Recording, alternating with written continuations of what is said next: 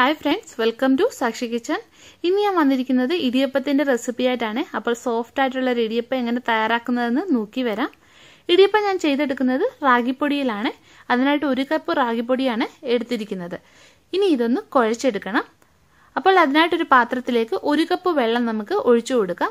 ഏത് കപ്പിനാണോ റാഗിപ്പൊടി എടുക്കുന്നത് സെയിം കപ്പിന് തന്നെ വെള്ളം എടുക്കാൻ ശ്രദ്ധിക്കണേ. ഞാൻ ഇവിടെ 1 കപ്പ് റാഗിപ്പൊടിക്ക് 1 കപ്പ് വെള്ളമാണ് എടുത്തിരിക്കുന്നത്. ഇനി ഇത് നമുക്കൊന്ന് തിളപ്പിച്ചെടുക്കണം. ഇനി ഇതിലേക്ക് ആവശ്യമായിട്ടുള്ള ഉപ്പും കൂടെ നമുക്ക് ചേർത്ത് കൊടുത്തിട്ട് തിളപ്പിച്ചെടുക്കാവേ. അപ്പോൾ ഇത് നല്ലോണം ഒന്ന് തിളച്ച് വന്നിട്ടുണ്ട്.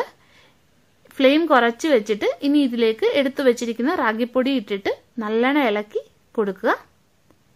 ഇനി ഇതിന്റെ ഫ്ലെയിം ഓഫ് ചെയ്യാം. തവി കൊണ്ട് തന്നെ പൊടി നല്ലോണം ഒന്ന് ഇളക്കി കൊടുത്തുകൊണ്ടേയിരിക്കണേ. ഇനി ഇതൊരു പാത്രത്തിലേക്ക് നമുക്ക് മാറ്റാം. ഇനി ഇത് കുഴയ്ക്കാൻ പറ്റുന്ന ചൂടോട് കൂടിയിട്ട് തന്നെ കുഴച്ചെടുക്കുക. ഇനി ഇതിന്റെ ഇടിയപ്പം നമുക്ക് തയ്യാറാക്കാം. ഇടിയപ്പം വേവിച്ചെടുക്കാനായിട്ട് ഇഡ്ഡലി തട്ടിലേക്ക് സേവനാഴിയിലും സ്വല്പം എണ്ണ പുരട്ടി ഞാൻ എടുത്തിട്ടുണ്ട്. കാരണം നമ്മൾ ഈ റാഗിപ്പൊടി ഒട്ടിപ്പിടിക്കാതിരിക്കാൻ വേണ്ടിയിട്ടാണ്. ഇനി കുറച്ച് തേങ്ങ ചിരകിയത് ഇതിലേക്ക് ഇട്ട് കൊടുക്കാം. ഇനി മാവ് സേവനാഴിയിൽ ഇട്ടിട്ട് ഇത് പിഴിഞ്ഞെടുക്കാം. അപ്പോൾ എല്ലാം പിഴിഞ്ഞെടുത്തിട്ടുണ്ട്. ഒരു ഇഡ്ഡലി പാത്രത്തിൽ ഞാൻ വെള്ളം വെച്ച് നല്ലോണം തിളച്ച് വന്നിട്ടുണ്ട്. ഇനി ഇതിലേക്ക് ഇത് ഇറക്കി വെച്ചിട്ട് അടച്ചു വെച്ച് വേവിച്ചെടുക്കാം. 10 മിനിറ്റിനുള്ളിൽ നല്ലോണം വെന്ത് കിട്ടും.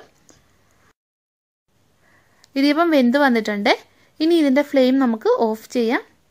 അപ്പം നല്ല സോഫ്റ്റ് ആയിട്ടുള്ള റാഗി ഇടിയപ്പം തയ്യാറാക്കി എടുത്തിട്ടുണ്ട്. നിങ്ങൾ ഉറപ്പായിട്ടും ഇത് ചെയ്ത് നോക്കുക. പിന്നെ വീഡിയോ ഇഷ്ടപ്പെടുകയാണെങ്കിൽ ഒന്ന് ലൈക്ക് ചെയ്യാനും ഷെയർ ചെയ്യാനും മറക്കല്ലേ. അപ്പോൾ നമുക്ക് വീണ്ടും മറ്റൊരു നല്ല റെസിപ്പിയുമായിട്ട് കാണാം.